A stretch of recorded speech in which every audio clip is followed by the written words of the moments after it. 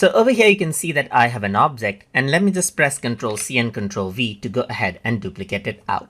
Once you do that, you can see that I actually get a move tool right here, and I can go ahead and place this wherever I want.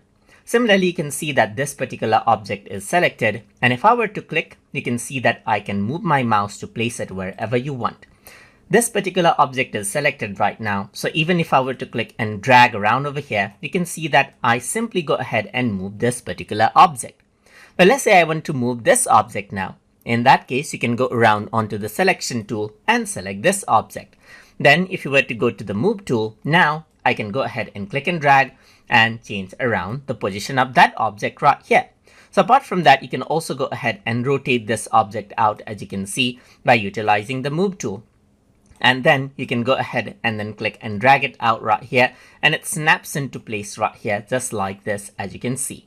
So you can go ahead and then drag it out from side to side, from top to bottom, and just like this, as you can see right here in the area as you want.